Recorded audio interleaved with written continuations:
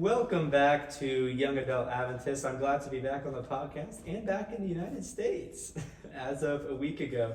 And joining me today is Jayden Cushing, that's my name. And what do you do for your life?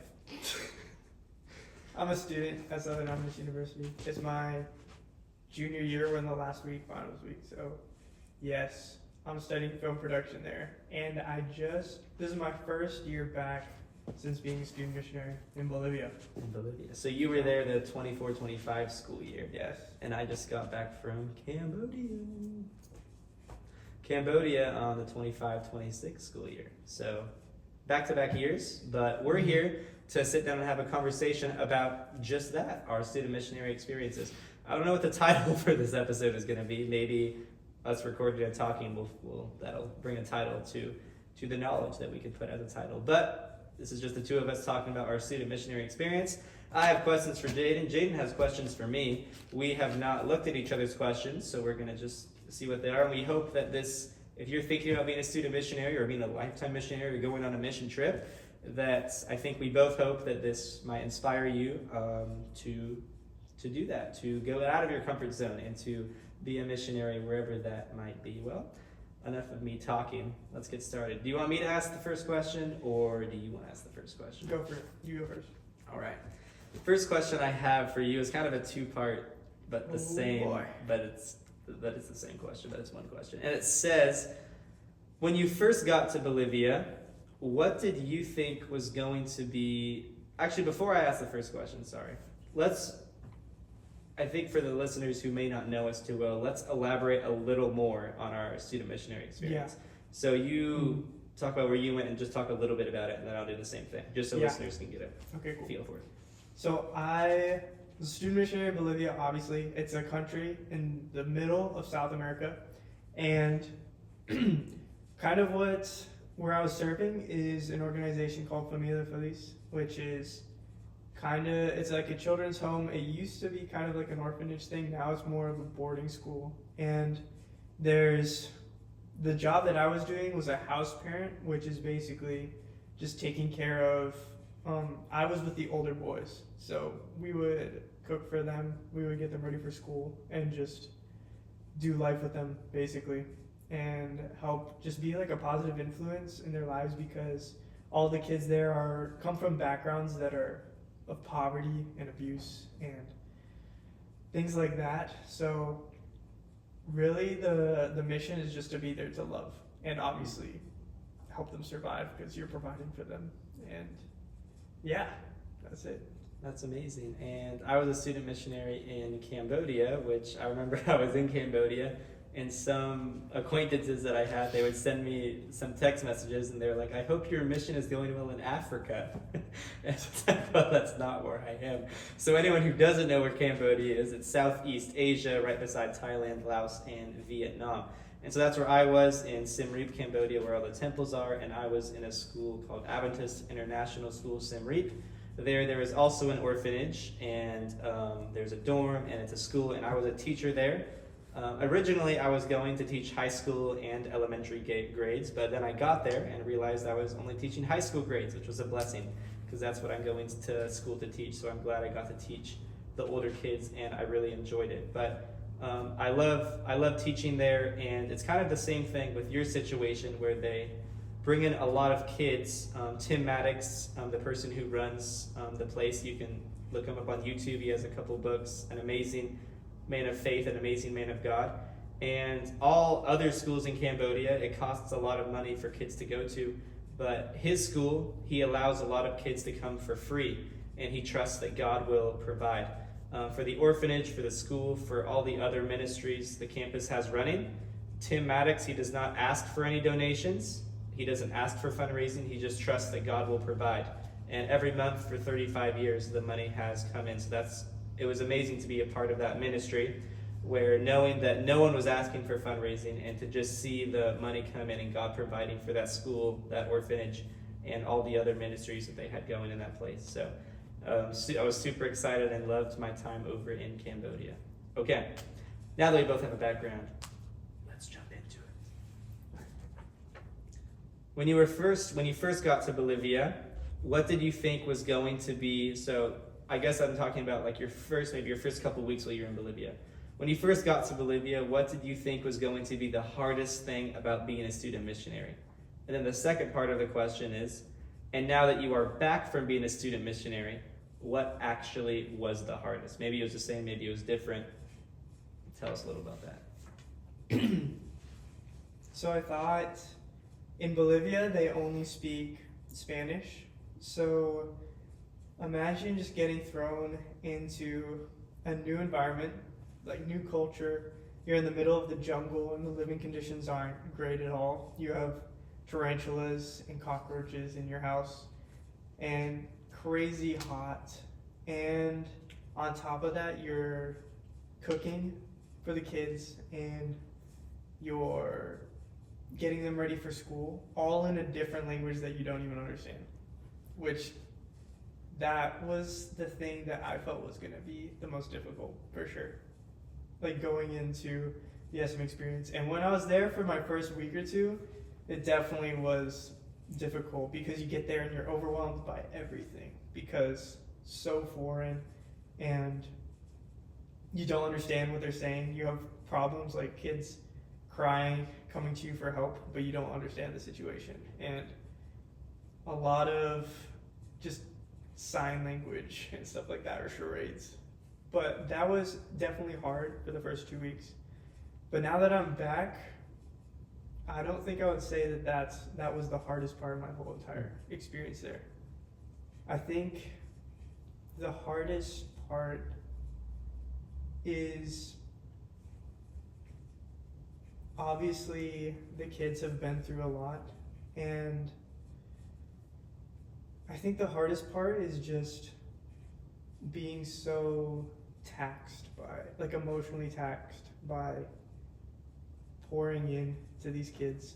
And I think it was the hardest for me because I have this mindset of give, but I can't really do that if I'm not filling myself up and taking the time to spend with God and make sure that I am well loved, which sounds kind of selfish, but in reality, like, I think there's a selfish part of me that's just like, I want to keep serving. But it's impossible to do that if I'm not filling myself up. So I think the hardest part was just feeling burnt out by everything, just being emotionally taxed, and finding the time and the energy to actually invest in myself so that I can continue to serve. Because near the end of my time there, that's really when I started to feel the burnout and everything. So, wow, I think that's very interesting. At first, I guess I'll kind of a little bit answer the question too now. I feel like I was very much the same thing. Like before I left, I knew that it was going to be a tough environment. It was going to be like third world country environment and stuff like that. And I knew that, but it was something, maybe you had the same thing, but it was something different about actually getting there and seeing where I'm living. And then it hits you like, oh, yeah, this is what it's going to be. This is what it's going to be for the next 9 months. So initially, that was something, but I knew, I was like, okay, I'll get adjusted to this. This is not going to be a problem after the first couple days. But I think when I first got there, the first couple weeks, my biggest thing was going into teaching and having this whole big plan to do all of these things and having everything set up and ready to teach. And then I get to class and I realize these kids do not understand near as much as I thought they were going to. And maybe, I don't know, maybe you knew a little Spanish going, I'm not sure. But me, like their language, Khmer, it's a very, very tough language to navigate, one of the hardest languages to learn in the world, especially for America. And just when I first got there, the first few days teaching, I was like, man, this is going to be tough to teach because I don't think they're understanding what I'm trying to get across. So I thought that was definitely going to be the toughest thing. But now looking back, I think I navigated it pretty well and figured out how to teach. And I don't think that while it was difficult, I don't think it was the hardest thing. What was the hardest thing about being a student missionary was probably just my life outside the classroom and trying, because I lived in the orphanage. I lived basically, there was kids that came from home but there's a lot of kids that dormed, they live in the dorm and they lived in the orphanage. And so I was always there. And so maybe the hardest part of my SN year was after teaching, because I would be tired after a full day of teaching, and just trying to find it within myself to try to go to study hall every day.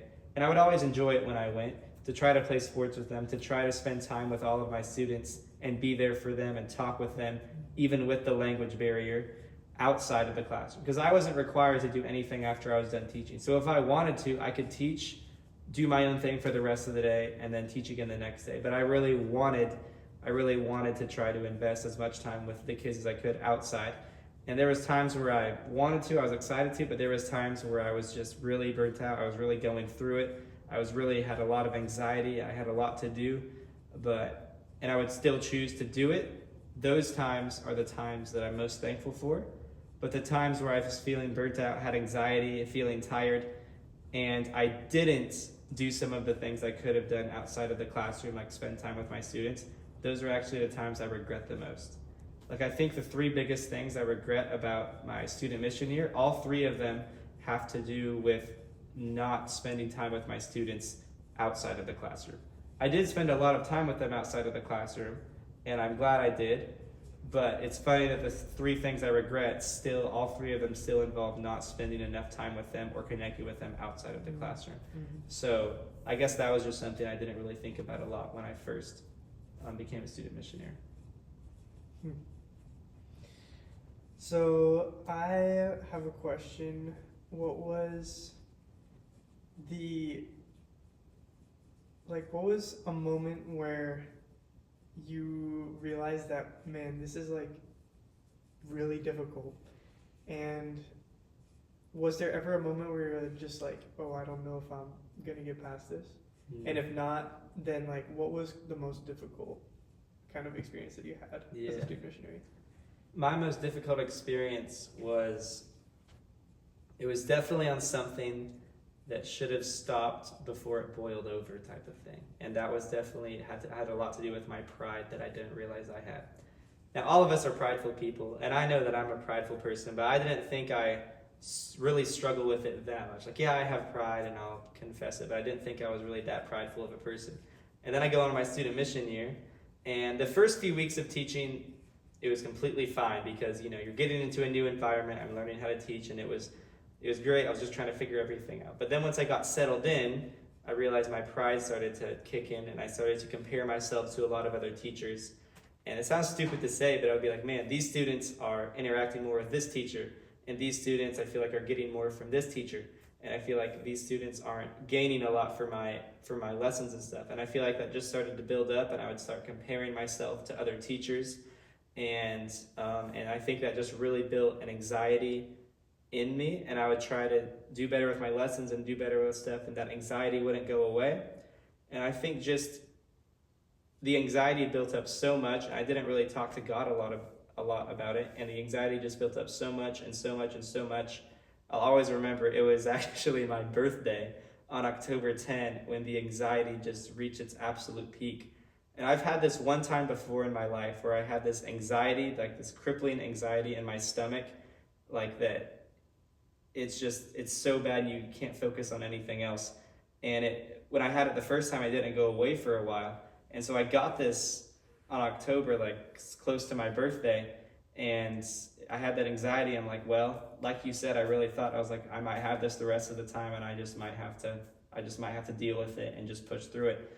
And I remember there's a specific day of teaching where I was really going through it. The students were testing me, and I had no battery left. I had nothing left. And I remember getting home from school that day, and I was just really good. Thankfully, it was the weekend, but during the weekend, on Sabbath, on Sunday, the stress didn't get any better.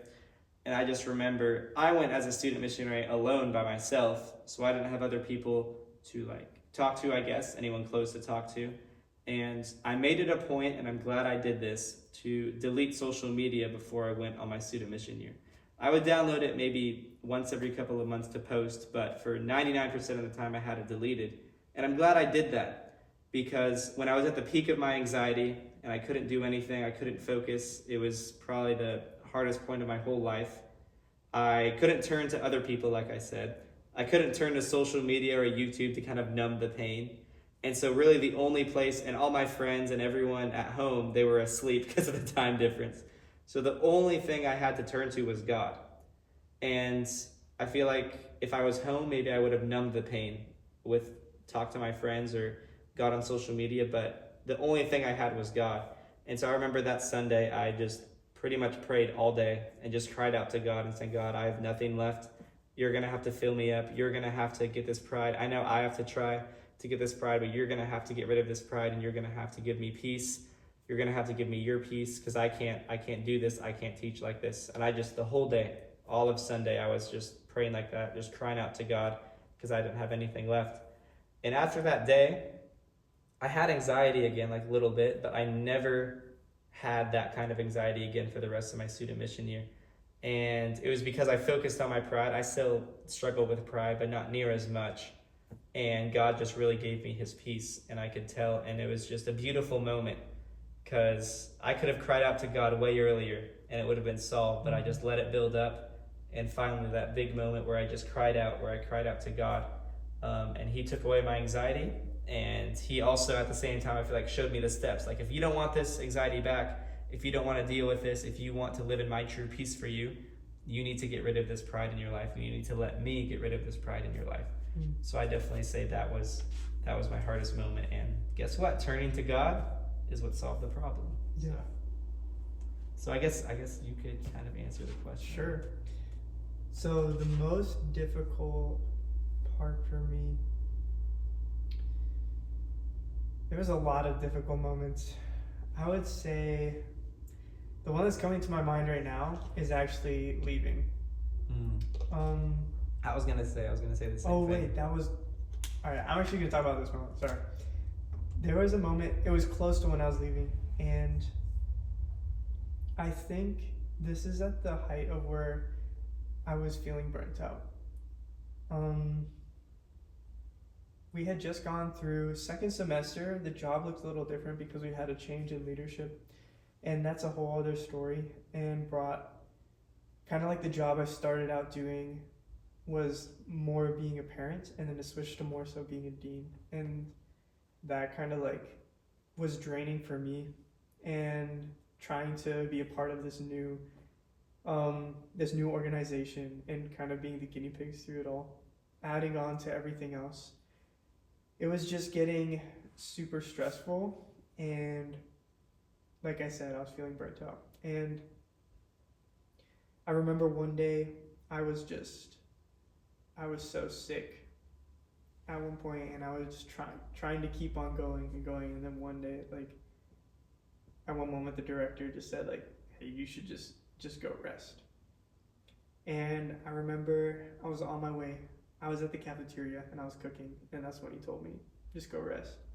So I started to walk back to the house, and I get a call from one of my friends, and as I'm walking back, he calls me and tells me that this lady in my church had just passed away, and she was one of the biggest reasons I had gone, like, as an SM, and had made such a big impact on my life, and was the one I was looking forward to, like, talking about my SM year.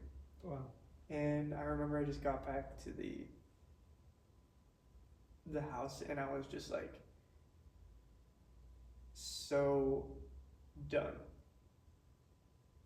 I had been so excited to be a student missionary, and it definitely like lived up to the expectations, but at that moment I was like, didn't even know what to do. I was just at complete rock bottom, had no energy left, and I just remember standing out in the back of the house, and I just like started bawling my eyes out. I like looked up, just questioning God, like, why is this so difficult right now? Why can't I seem to have enough love to give? And why have you taken this person who's so close to me away, like right here at this moment?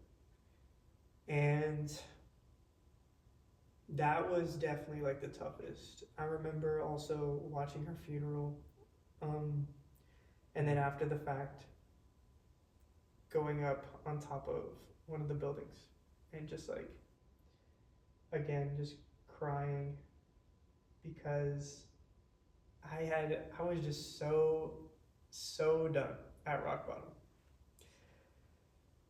But I think what changed was one of my friends I reached out to, who was a previous student missionary, and words that helped me get through the rest of my student missionary year there. I had about maybe 2 months left, or maybe even a month, but she said the words like, you need to stop living your life for God and live your life with God. And I think we think living our life for God is how we should be living and doing all these things for God because of what He's done with us for us. But that's not what the life that God calls us to live. He calls us to have a relationship with Him and do life with Him, just like how I was doing life with the kids there and like seeking out a relationship with them. It was like the same relationship that I was seeking out with those kids there is the same that God is trying to seek out with me. Wow. And I just was so oblivious to that. And when I started living my life with God, spending time with Him, and like in every day and throughout the day, that's when things started to change. And I started to have love to give, because I was realizing that God has had this love to give that's not conditional. Because I was doing all these things for God in the hopes that like, man, maybe I can measure up. And I was so wrong. Doing your life with God is so much greater than doing your life for God. Wow. And I would think the same. Wow, that's really beautiful. And the fact that one sentence kind of changed the trajectory of your mindset, changed the trajectory of just how you felt in the rest of your SM year too. Yeah, I'd say that's probably something I should have thought a lot more of too. Like I would pray to God multiple times every day, but was it more of ritualistic and just to do it morning, night, maybe one other time? Or was it genuine trying to do my student mission year with God? Because I think there was a lot of things that I would try to do for God. And when you have a relationship with someone, you want to do things for them. So it kind of goes in hand. But for me, I feel like there was times where I wouldn't really even be talking to God about stuff, and then I would just do it for. And that's when you get burnt out. When you do things for God, but your foundation isn't built with Him. And definitely the weeks and the days where my foundation was built on God, I definitely saw a change. Like I would do all the same service stuff, and I would just have a different joy about me, and not be not get as burnt out near as easily if I did that. Yeah, for sure. We're kind of getting a little far on time here. Maybe we had 4 questions. I said we do this. Let's just cut one out each, and so I'll give you 2 more. You give me 2 more. Yeah. It's my turn, right? Let's do this one. What is something new that you learned about yourself that will help you the rest of your life? What is something new you learned about yourself that will help you the rest of your life, no matter where you are? Yeah, there's so many things that I learned about myself. And SM year is like the perfect time to learn about yourself. And so true. It pushes you so much out of your comfort zone. And if you've listened to another episode that I was on, we talked about getting out of your comfort zone, and that's where you find growth. And it's like doing an SM year will definitely put you out of your comfort zone, and you'll grow a lot. But I think the biggest lesson that I learned and what I learned about myself that I will take with me for the rest of my life, and that I've noticed this year being back, is just how little things, like how everything isn't such a big deal, if that makes any sense. Yes. Because here in the States, because it's so comfortable, and because we have so many things given to us, and we're not really pushing ourselves out of our comfort zone, the things that are trivial become massive problems. Like, I remember getting back from my SM year and just being blown away at the problems that people had. Like, oh, what brand of cereal am I gonna choose? Or like, That's so real. yeah, things like that. And in reality, if you think about it, like, we're surrounded by so many things, and we have all the necessities we need And more. and more. So it's like, why are we thinking that our life is going to end because we don't have the next thing planned out, or whether or not we have this want in our life? And it just put things into perspective. Like, man, my problems might be really small, and especially compared to how big my God is. And in relying on God through these crazy challenges, like, we would have to worry about, like, oh, what are we gonna eat for this? Are we gonna have enough food for this next week, kind of thing? Because we didn't get enough groceries because there's a shortage in town or something like that. Or we were out of propane for like a month, and we weren't able to cook on our stove, so we had to cook on fires. So we're like saving our propane to be able to cook. And it's things like that that put it into perspective. Like, I have everything that I need in the States, and I'm not gonna die, and I'm surrounded by everything I could possibly need and more. So it's like, why treat my problems like they're bigger than they actually are? That's really good. And I would kind of just going off that, I definitely felt the same thing. Just my newfound appreciation just for, I guess I could say I found this about myself, but also about my students, just the newfound appreciation for true joy in Jesus. Because these kids, a lot of them, their parents would send them to the dorm, or they were orphans, they didn't have parents, or their parents neglected them, or their parents didn't want them. And all these kids would have is like one pair of clothes to their name. And they got that pair of clothes from someone else that helped them, not even their own parents. So these kids have nothing to their name, absolutely nothing. And just to see the genuine joy that these kids have, that Americans don't have, and we have everything we need, pretty much everything we want. And it was just crazy to see the genuine joy of these kids. And in America, people have joy, but it wasn't as genuine as what I saw in Cambodia. And going in hand with that, also just a newfound appreciation for education, because I taught the high school students, and a lot of them were very smart. And if they weren't that smart, a lot of them would work very, very, very hard. And they would work so incredibly hard in school, harder than a lot of people, than me. And I'm going to college, and college is just normal. Like in America, pretty much anyone can go to college. You can go to a community college, like if you don't have a lot of money. Pretty much everyone like can go to college if they want to, pretty easily, if we're being honest. And you might have to take out loans, but everyone can go to college. In Cambodia, these kids are working so hard, and if they don't pass their government exam, which is kind of like an ACT, and I think it's way harder than the ACT, and they have to do really good on it. And if they don't pass that, then they have no future for anything they want to do. They just basically go to the rice fields or work some job where they're barely getting by. And a lot of these kids are very smart.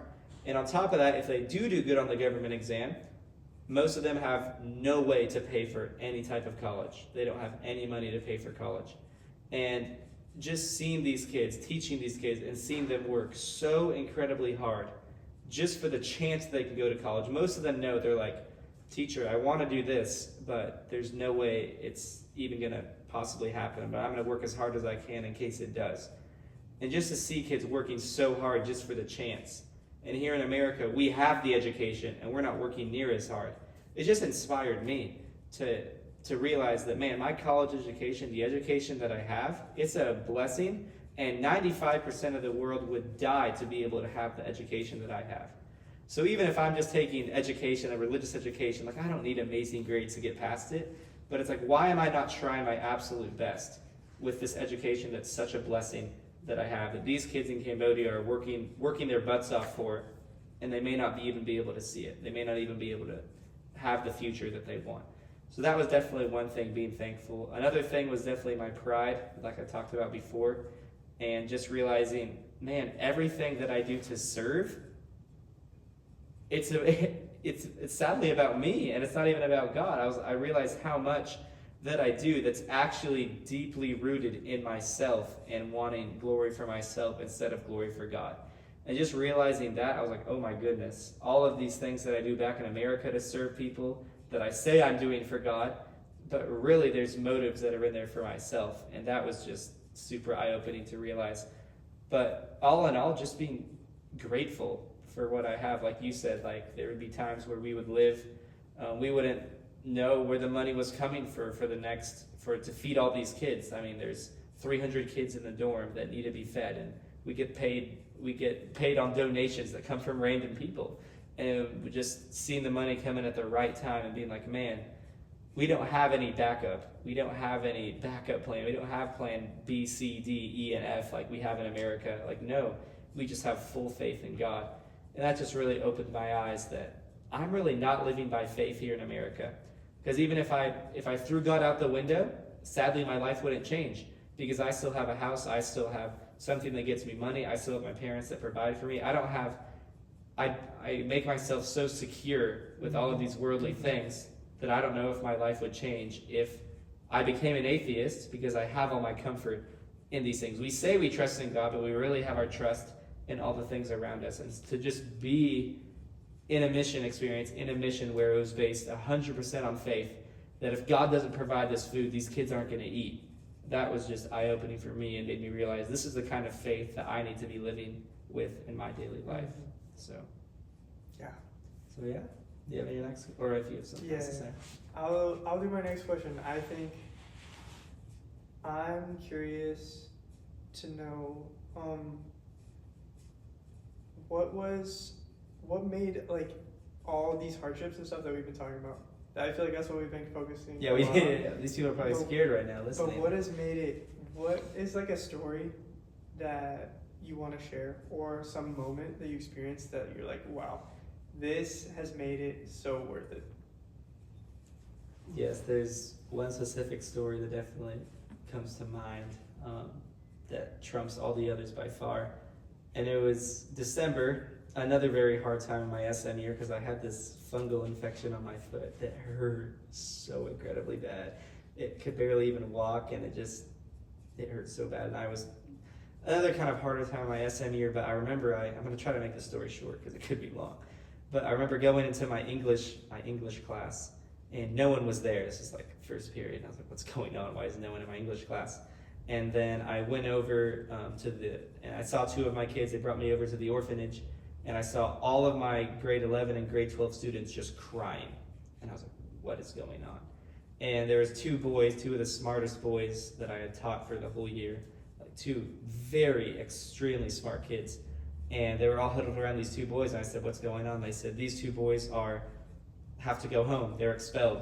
And I was just like, what? This is just out of nowhere. And I realized that some of the volunteers there, I listened to the whole story, and I realized I thought personally that them getting expelled was not the right decision, and it wasn't fair towards them. And I just realized that throughout the rest of the day, I kind of just neglected teaching my classes. I just left my classes, and I went to volunteers, I went to other students, I talked to the classes, I talked to all of these things. I'm not going to get into the details of the situation, but it was a pretty dicey, interesting, extreme situation.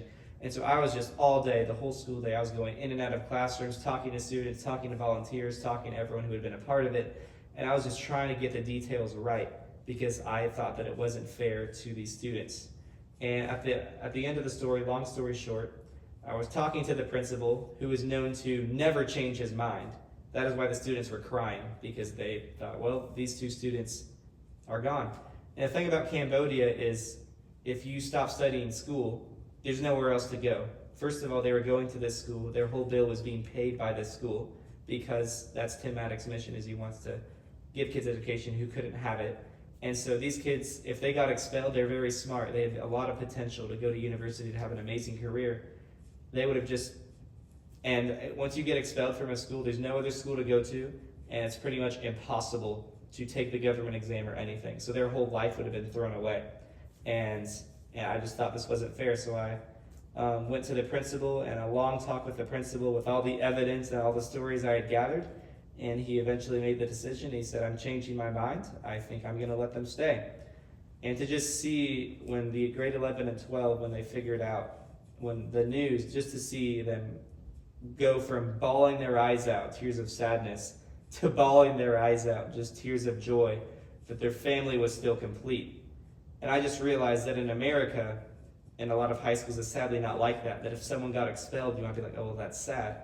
But to see in Cambodia how tight they were as a family, all their hard situations, a lot of them so crazy hard things that they had to grow up with, I think just made them tighter. And to see their two family members come back just into the, not the class, but the family, and to keep the family complete, and just to see how joyful they were was just amazing. And the second part of it, me doing that, I think I tore up, and I think I really did a lot of harm to a lot of the relationships I had with some teachers and some volunteers.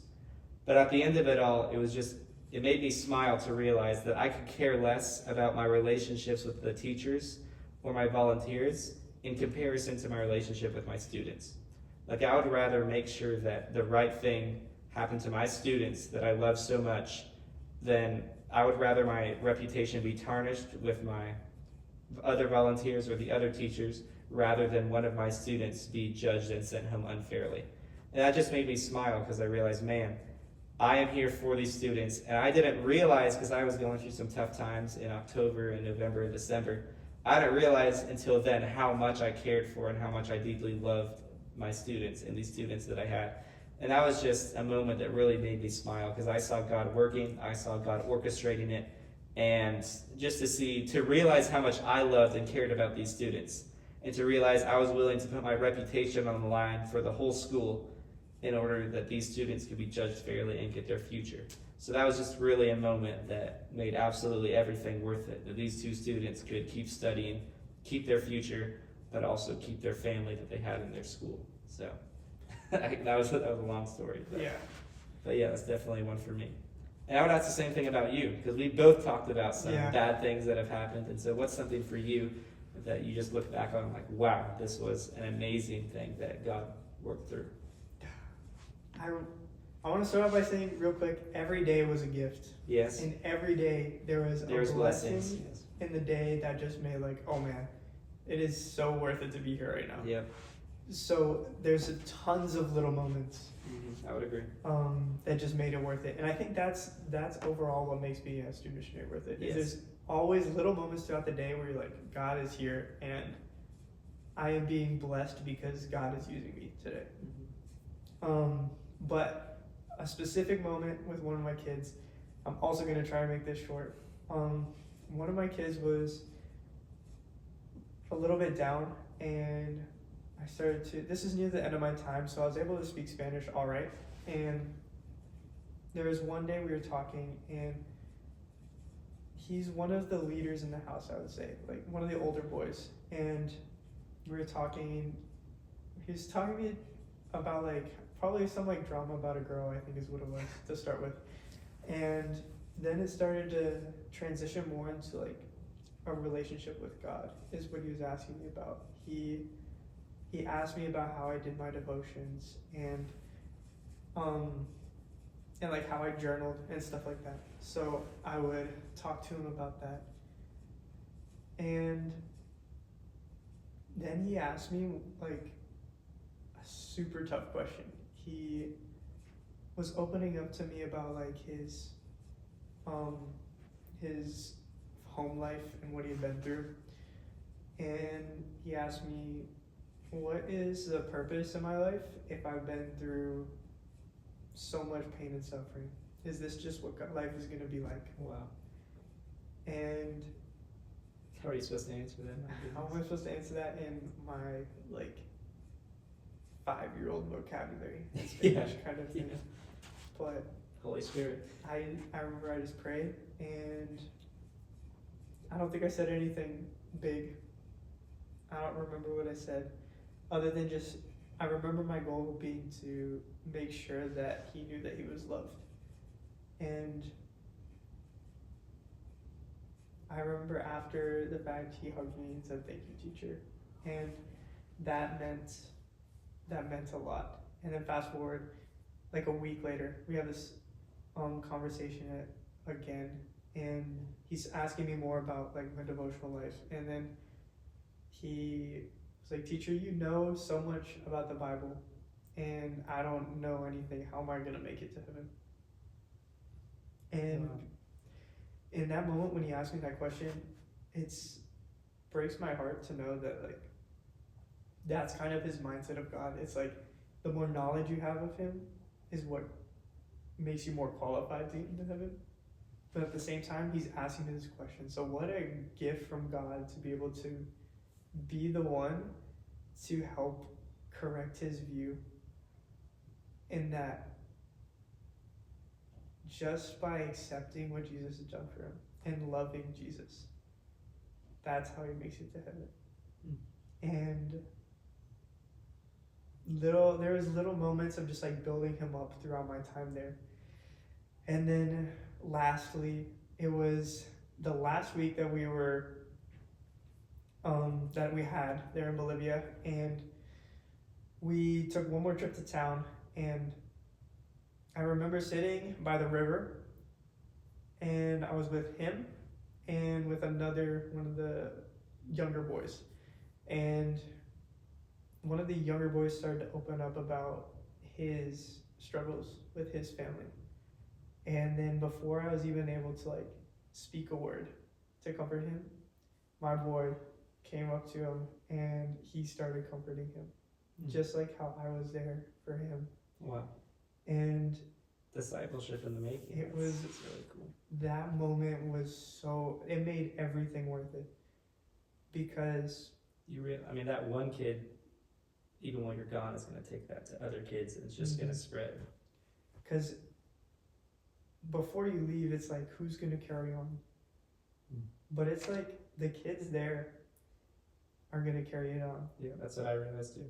And if you think about it as a whole, it's not even the kids, it's not even you. It's like I said, in living life with God, the love that he has for me pours out into other people. And then in this kid, that love goes into other people, and it's all Christ.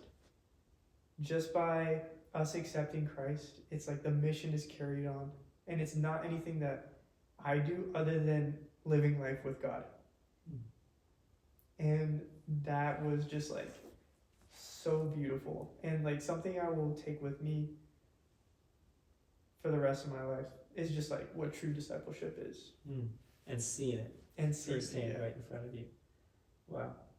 I was gonna say something, I just forgot what I was gonna say. No, but what I was gonna say was God, there's a lot of hard times that God uses to build you up, but then God also provides all these little rewarding moments that make it so worth it.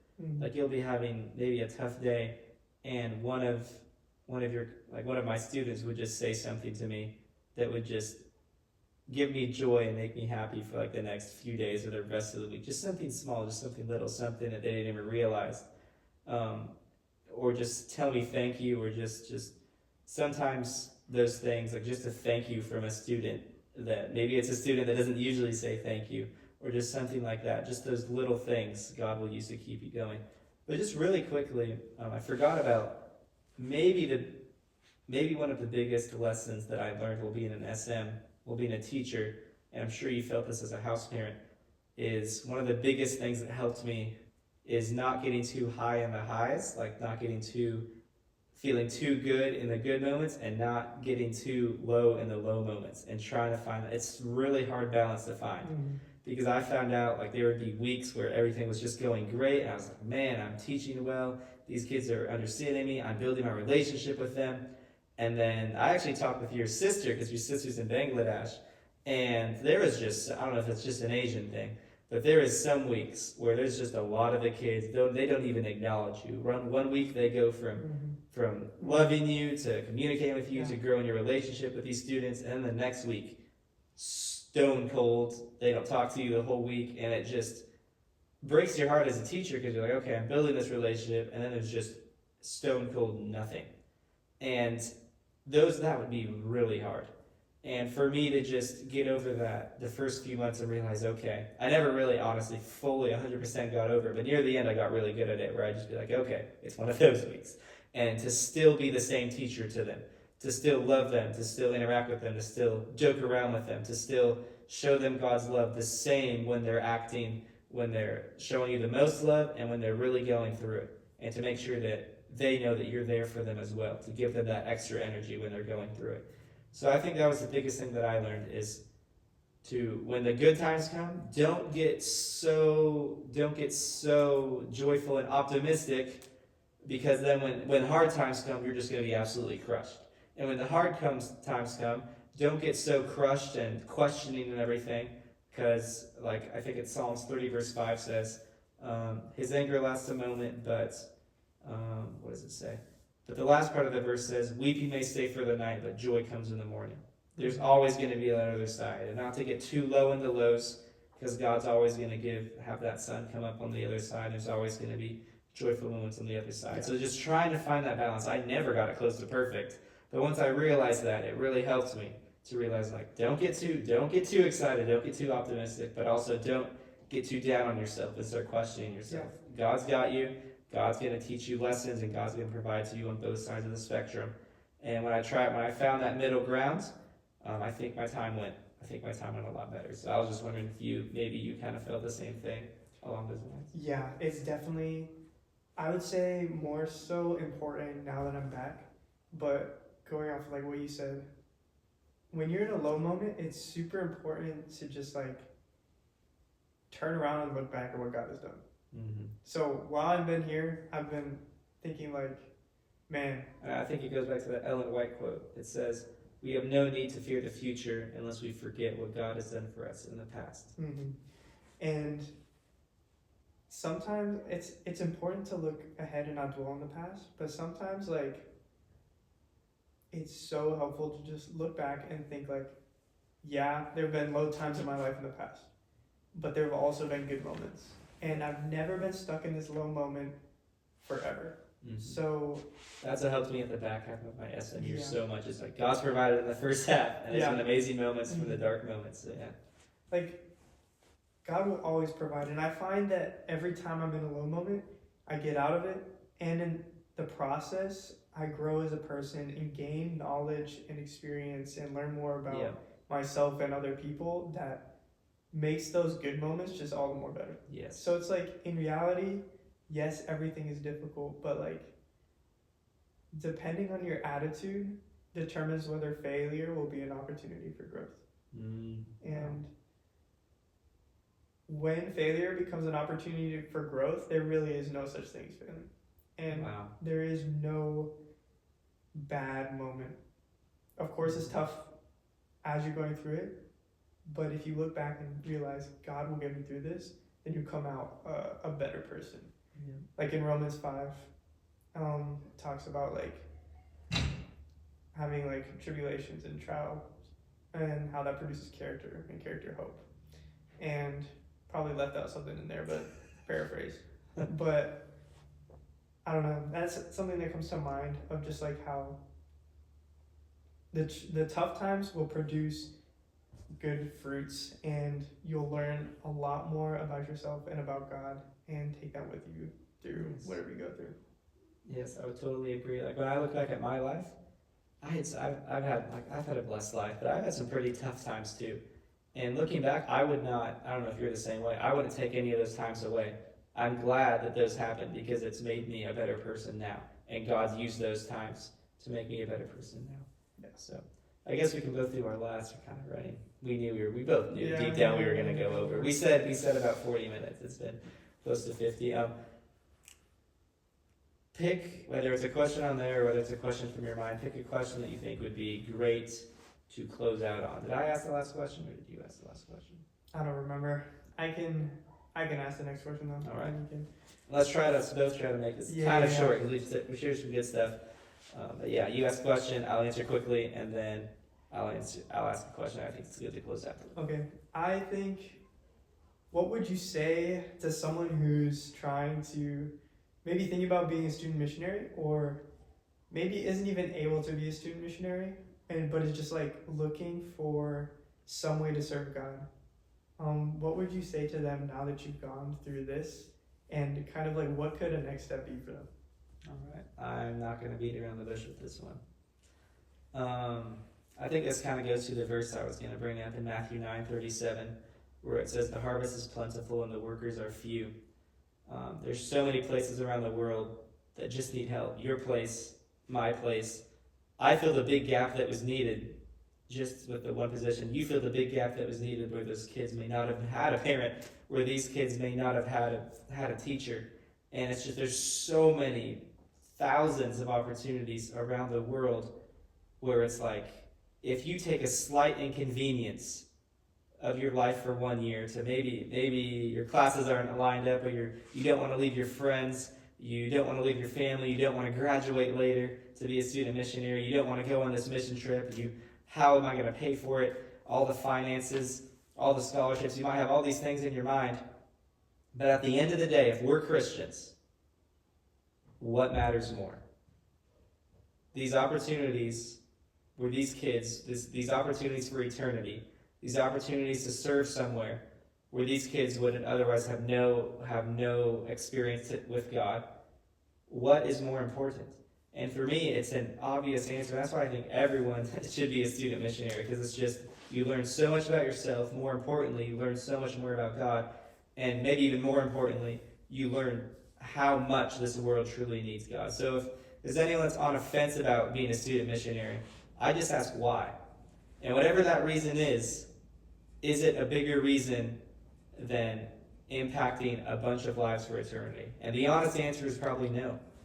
And I feel like that we need to be more bold. We need to put these things aside, and we need to trust that God's going to provide. With the finances, like God, I was in a place for 9 months where I saw God provide every week, every day, every month. We didn't ask where I was. We didn't ask for one donation, and God provided all the money that our school needed. And that was so foreign to me, that my place didn't ask for donations. I thought everyone asked for donations when they needed them, but Tim Maddox is like, nope, we're not going to ask for donations. I have faith that God's going to provide. And just every week, every month he did. And he'll do the same for you, for whoever's watching that wants a student, that is on the fence about being a student missionary, whether it's your career, whether it's finances, whether it's friends, whether it's family. God is going to provide, and we serve a God of abundance. God is going to provide abundantly more than we could ever ask or imagine if we step out in faith.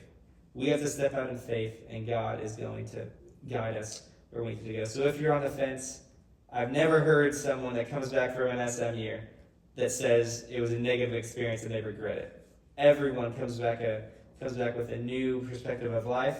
Everyone realizes that God always provides for them.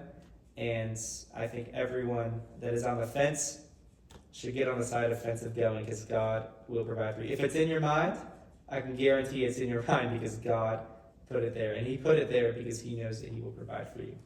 So that's what I have to say. Yeah. And I guess you very quickly, and then I'll ask. Can I borrow your Bible real quick? Yes. So there's a verse in Galatians chapter 2. Let me find it real quick. I have had the privilege of studying through the books of Paul in a class that I have, and I read this verse, and it's Galatians 2:20. I have been crucified with Christ, and I no longer live, but Christ lives in me. The life I now live in the body, I live by faith in the Son of God, who loved me and gave himself for me. And in verse 21, I do not set aside the grace of God. For if righteousness could be gained through the law, Christ died for nothing. Basically, what I would say is don't waste the sacrifice of God and of sending his only son. And what I mean by that is choose right now to live your life with God and spend time in pursuing Him and a relationship with Him. And as a result, the things that you want to do for God will come naturally and not something that comes out of just the little love that you have. So if you're wanting to be a student missionary or serving wherever you are, just pursue a relationship with Christ. And naturally, like, Christ will just flow out of you to other people. You'll just naturally overflow because God has so much love to give to you. And it'll come to a point where it's like, you won't even know what to do with it. And there have been moments in my life where that's been the case. And I have no choice but to want to give it. And as soon as you have that desire to want to give, then like God will provide opportunities. He hasn't failed. Yeah. And I'll always have opportunities to share God's love. And that's what I would say. Just pursue a relationship with God and understand that it's like you are crucified with Christ, meaning like His story becomes your story. And it's so precious, the relationship that we were able to have with Christ. And in pursuing that is where we find like the blessings that are beyond anything we could comprehend. That's beautiful. And one final last question for you before we end it out. Try to make it short, but let the Holy Spirit lead, so maybe it won't be short, we'll find out. But this last one is kind of simple. We've talked about it, but I kind of want you to bring it all together, maybe add any other thoughts if you have. But what makes a student mission year so amazing and worthwhile? I think what makes it so worthwhile is you realize that nothing else in this world truly matters other than Jesus. Yeah. Amen. And that is the most valuable thing I've ever learned in life. And I think a lot of people watching might be scared with that response. Yeah. Because we all have a lot of things that we like to hold on to. Because it's the most radically I've lived for Christ. And in all honesty,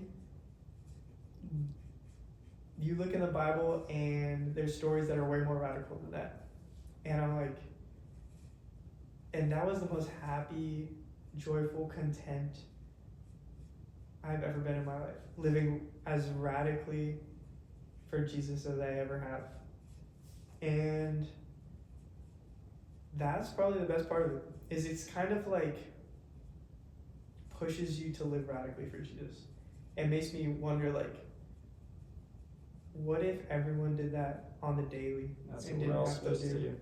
Live radically for Jesus, and like nothing else in the world matters, because it doesn't.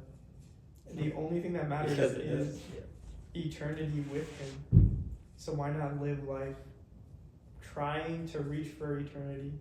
Not trying to reach for eternity, but with the knowledge that eternity is mine with Jesus. And then bringing as many people with me as possible to be with Jesus. Like that makes being a student missionary worth it. Is learning that lesson for me. Yeah. It's about Jesus and God's children, because at the end of the day in heaven, what are you going to have with you? You're going to have Jesus, you're going to have your memories, your personality, and you're going to have the people that you brought with you.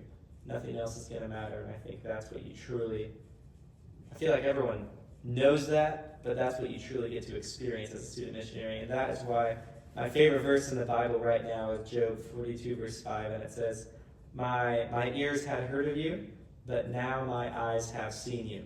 And that was Job talking after he went through all his many trials. And obviously I didn't go through anything close to what Job did, but I saw that verse for me.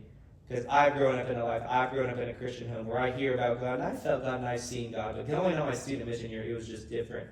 Where my ears had heard of God, but on my student mission year, I understood what Job said when he said, now my eyes have seen you. I've heard of you, but now my eyes have seen you. And it was just different being on the battlegrounds, being on the front lines. And I saw God work. I saw Him provide.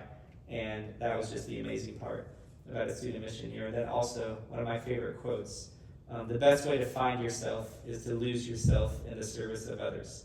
And I think so many people are chasing serving themselves and focusing on myself. The more I focus on myself, I have to find what fulfills me, right? But it's like God's world is upside down. And he says, no, in order to find yourself, you have to serve others and serve me, and then you will find yourself. And it's God's upside down world that just happens to be what's supposed to be the right way up. So thank you, Jayden, for talking. I hope this inspires you to be a student missionary, or go on a mission trip, or be a missionary where you are right now, because the whole world needs the love of God. Absolutely. Even your Christian friends, they might be struggling. They might not tell you. They may be struggling with your faith. As a Christian, it's embarrassing to say you're struggling with your faith. Maybe your brother or sister or your parent, they need the love of God. So be a missionary in your house, be a missionary in your school, be a missionary where you are right now. But God very well may be calling you to get out of your comfort zone and go somewhere else. So listen to his calling. Like Jayden said, the more you spend time with God, the more that calling is going to become clear in your life. So thank you, Jayden. Thank you. Thank you guys for listening, and we will see you on the next episode.